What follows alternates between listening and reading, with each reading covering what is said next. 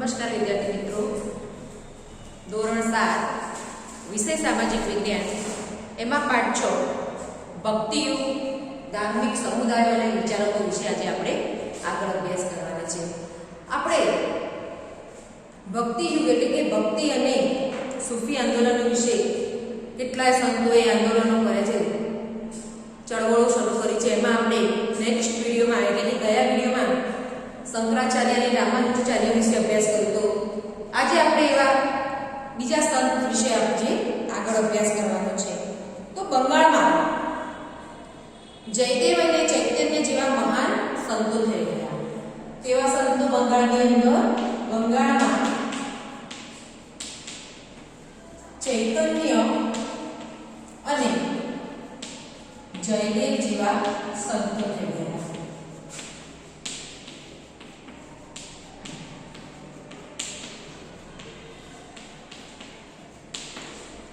કઈ જગ્યાએ? તો બંગાળમાં. કયા સંતો? ચૈતન્ય અને જયદેવ જેવા સંતો થઈ ગયા. એમાં જે ચૈતન્ય મહાપ્રભુ, આ ચૈતન્ય જાણ્યું, ચૈતન્ય મહાપ્રભુ, એમણે ચૈતન્ય મહાપ્રભુએ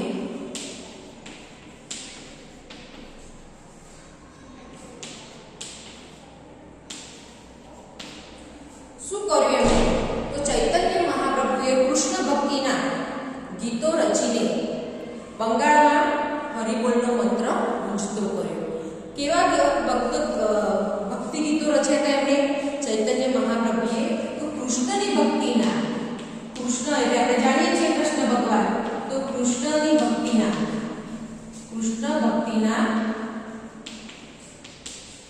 ગીતો રચ્યા હતા.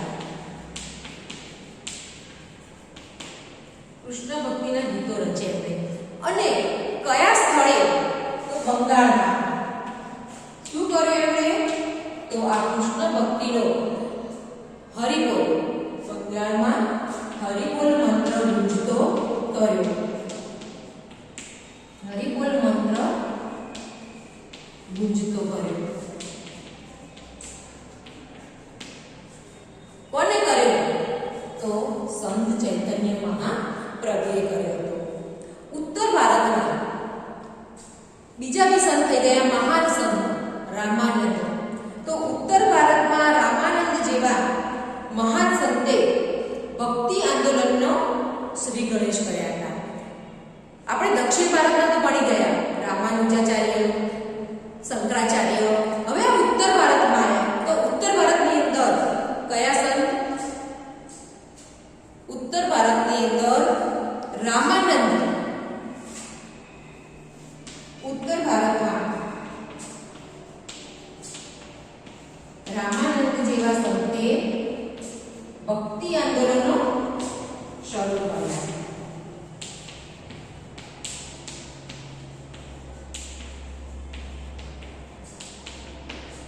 ભક્તિ આંદોલન શરૂ કર્યા. કયા સંતે? મહાન સંત રામાનંદે શરૂ કર્યા ભક્તિ આંદોલન.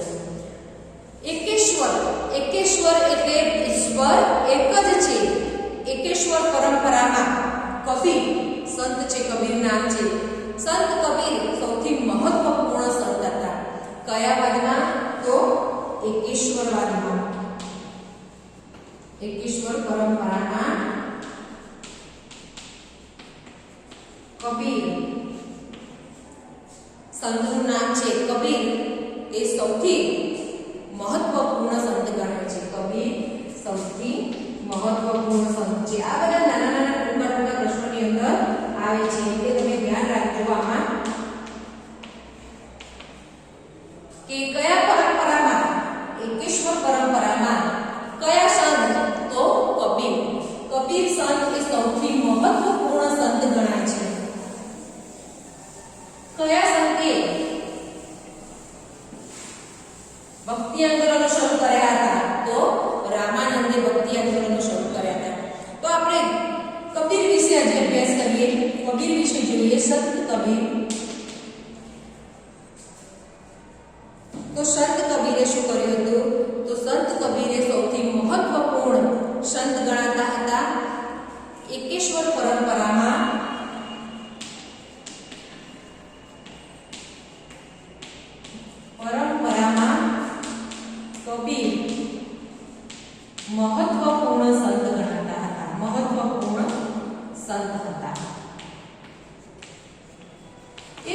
કબીર શેનો વ્યવસાય કરતા હતા? તો તેઓ વણકરનો વ્યવસાય કરતા હતા. કબીર વ્યવસાય શું હતા? વ્યવસાય વણકર હતા. વણકર કાપડ વણવાનું કામ. શેનો વ્યવસાય કરતા હતા? શેનો ધંધો કરતા હતા? તો વણકરનો ધંધો કરતા હતા. કોણ કરતું હતું? તો કબીર, સંત કબીર કરતા હતા. તેમણે કવિતા સંગ્રહ પણ છે. તો બીજક જેવા કવિતા સંગ્રહનું નામ છે બીજક. તેમનો કવિતા સંગ્રહ છે. બીજક એ સંત કબીરનો બીજક તેમનો એટલે કે કબીર સંત કબીરનો બીજક તેમનો કવિતા સંગ્રહ છે. તેમને કવિતાઓ લખેલી છે.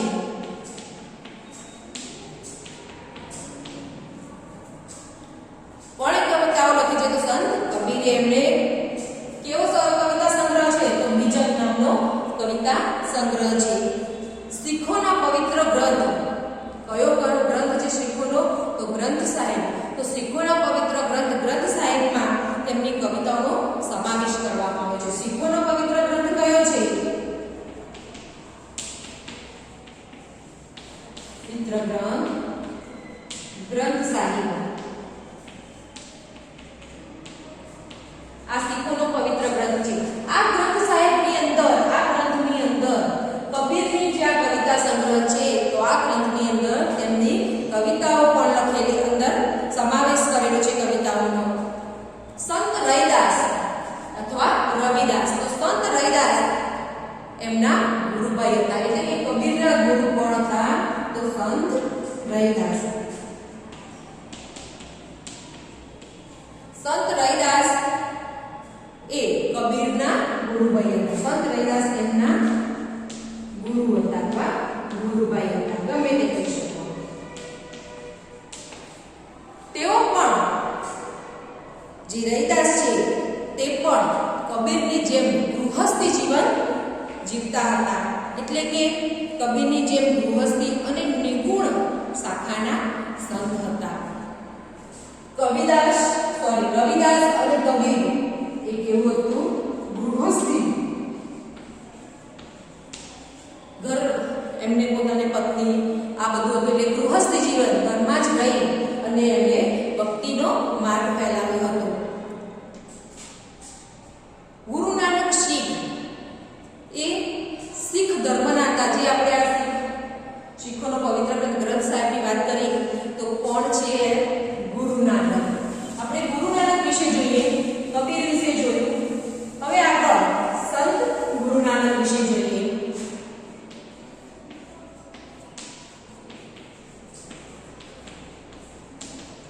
ગુરુ નાનક એ કયા ધર્મના સ્થાપક હતા? તો ગુરુ નાનક એ શીખ ધર્મના સ્થાપક હતા.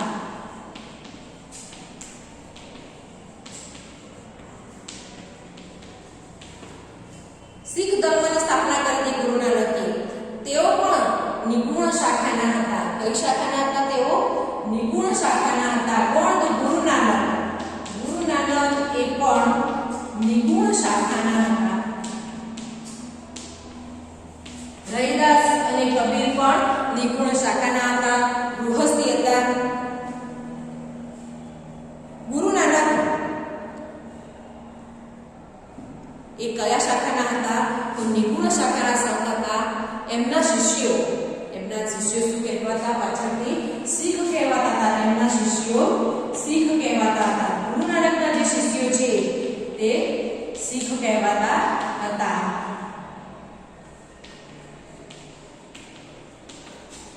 ગુરુ નાનકના શિષ્યો શીખ કહેવાતા. ગુરુ ગ્રંથ સાહેબ તેમનો પવિત્ર ધર્મ ગ્રંથ છે. આપણે આગળ જોયું કયો? તો ગુરુ ગ્રંથ સાહેબ તેમનો પવિત્ર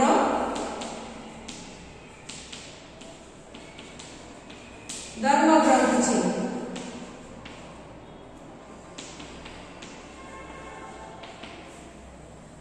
શીખોનો પવિત્ર ગ્રંથ ગુરુ ગ્રંથ સાહેબ. ઉત્તર ભારત અને રાજસ્થાનમાં તુલસીદાસ, સુરદાસ અને મીરાબાઈ ભક્તિ આંદોલનના મહત્વપૂર્ણ સંત હતા. કોણ હતા સંત આગળ ઉત્તર ભારતની અંદર? તો ઉત્તર ભારતમાં ઉત્તર ભારત અને રાજસ્થાનમાં કયા થઈ ગયા? ઉત્તર ભારત અને રાજસ્થાનમાં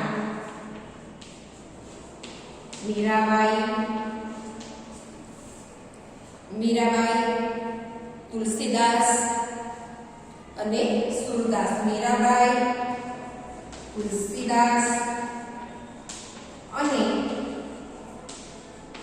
સુરદાસ.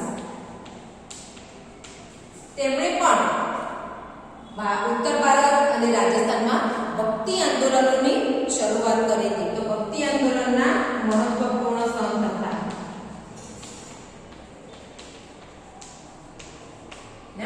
સંત હતા. કોણ સંત હતા ભક્તિ આંદોલનના ઉત્તર ભારત અને રાજસ્થાનની અંદર? તો તુલસીદાસ, સુરદાસ, મીરાબાઈ તે ભક્તિ આંદોલનના મહત્વના સંત હતા. તુલસીદાસ યુવાનીમાં જ સાધુ બન્યા હતા. નાની જ વયે તુલસીદાસ સાધુ બન્યા હતા.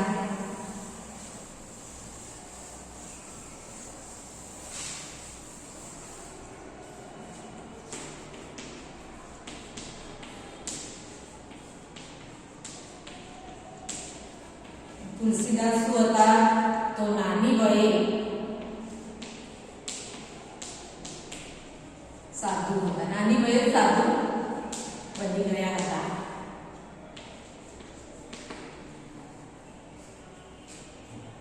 તેમણે કયા લોકપ્રિય ગ્રંથોની રચના કરી?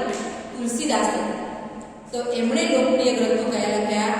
તો રામચરિતમાનસ અને વિનય પત્રિકા જેવા લોકપ્રિય ગ્રંથોની રચના કરી. તુલસીદાસે લોકપ્રિય ગ્રંથોની રચના કરી. કયા લોકપ્રિય ગ્રંથો? તો રામચરિતમાનસ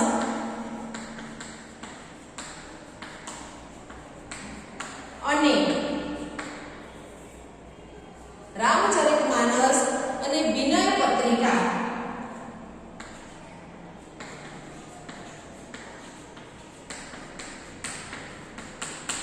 રામચરિતમાનસ અને વિનય પત્રિકા જેવા લોકપ્રિય ગ્રંથોની રચના કરી હતી. કોણે કરી હતી? તો તુલસીદાસે કરી હતી. કેવી વયે સાધુ બન્યા હતા? નાની જ વયે તેઓ સાધુ બન્યા હતા. તેમણે લોકપ્રિય લોકોને ગમે તેવા ગ્રંથોની રચના કરી હતી. રામચરિતમાનસ અને વિનય પત્રિકા જેવા ગ્રંથોની રચના કરી હતી. તુલસીદાસનો ગ્રંથ રામચરિતમાનસ આજે પણ એટલો જ લોકપ્રિય છે. આજના યુગની અંદર પણ આ બધા ગ્રંથો એમના લોકપ્રિય છે. કયો ગ્રંથ? તો તુલસીદાસનો ગ્રંથ રામચરિતમાનસ.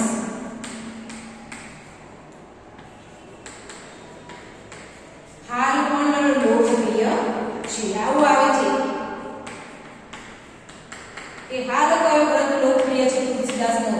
તો રામચરિતમાનસ એ હાલ પણ એમનો આ ગ્રંથ લોકપ્રિય છે. ગુજરાતમાં ભક્તિ રસથી રંગાયેલા કે ગુજરાતમાં ભક્તિ રસથી પ્રજાને તરબોળ કરવામાં 15મી સદીમાં થઈ ગયેલા સંત કોણ? તો નરસિંહ મહેતાનો ફાળો અનન્ય છે. કે આપણા ગુજરાતની અંદર નરસિંહ મહેતાની વાત કરીએ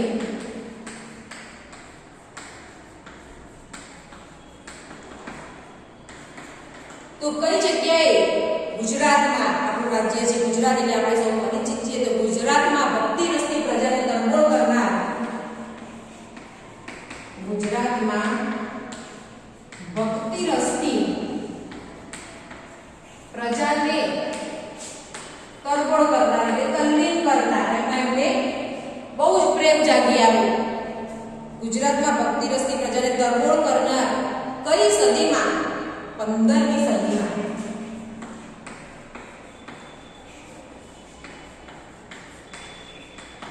15મી સદીમાં કોણ થઈ ગયું? તો 15મી સદીમાં નરસિંહ મહેતા એ થઈ ગયેલા. એ સંત કહેવાતા નરસિંહ મહેતા. ક્યાં ગાડી બધાને એમની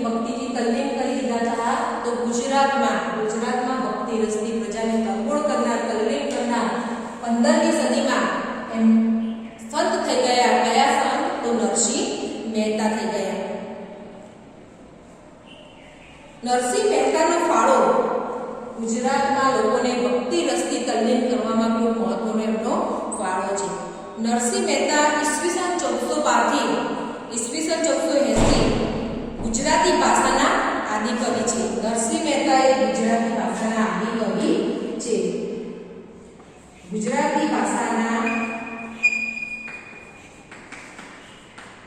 આદિકવિ છે. કોણ છે? તો સંત નરસિંહ મહેતા.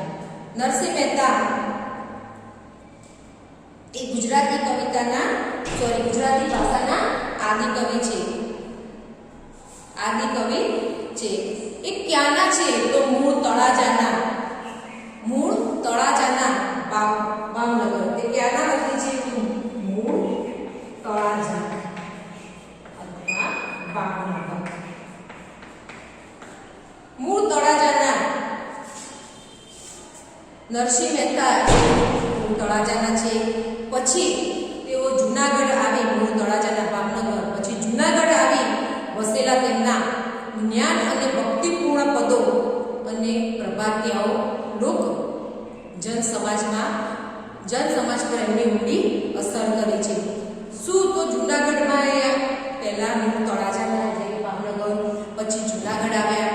જૂનાગઢ આવીને વસ્યા અને તેમના જ્ઞાન અને ભક્તિપૂર્ણ પદો, જ્ઞાની હતા તો તેમના જ્ઞાન અને ભક્તિપૂર્ણ પદો અને પ્રભાતિયાઓ લોક જનસમાજ પર એમની ઊંડી અસર પડી છે. એમના પદો અને પ્રભાતિયાની લોકોના પર ઊંડી અસર પડી છે. નરસિંહ મહેતાનું આપણે જાણીએ છીએ ભજન. કયું ભજન? તો વૈષ્ણવ ભજન. તો તેને કહીએ. નરસિંહ મહેતાનું વૈષ્ણવ ભજન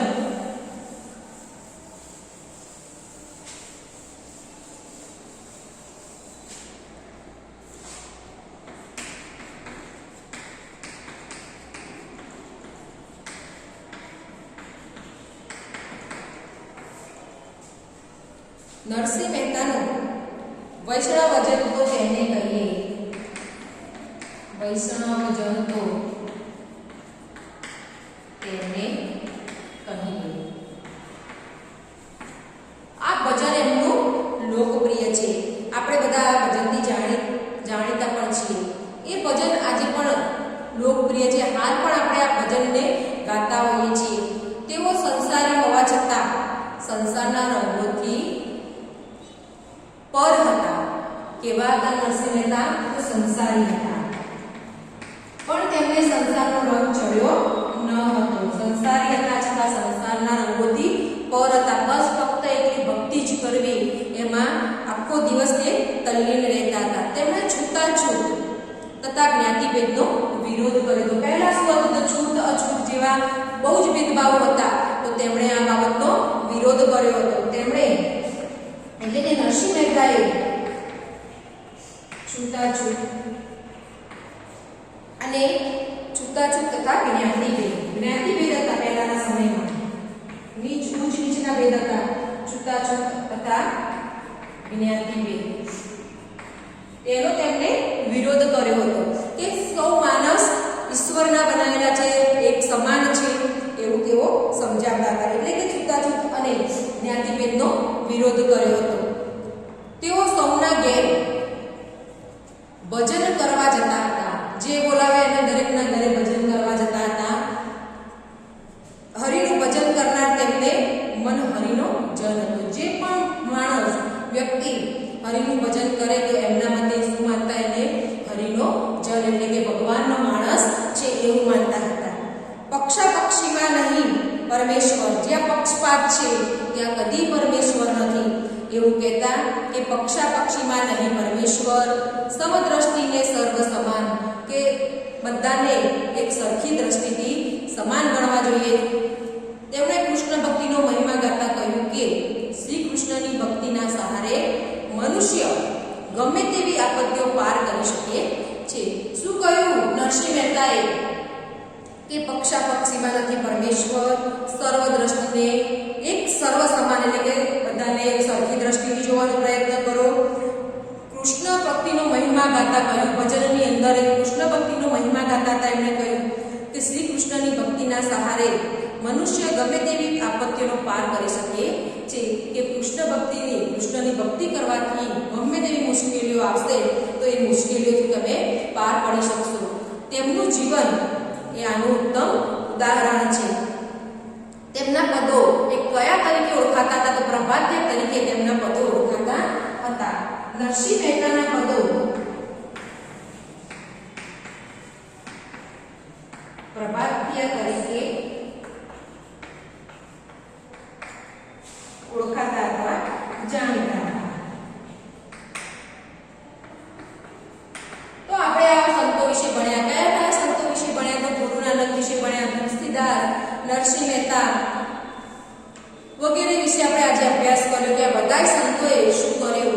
તો ભક્તિ માર્ગ માટે આંદોલનો કર્યા અને માણસોને ભક્તિના માર્ગે દોર્યા. હવે આપણે આગળ નવા સંત વિશે નેક્સ્ટ વિડીયોમાં જોઈશું.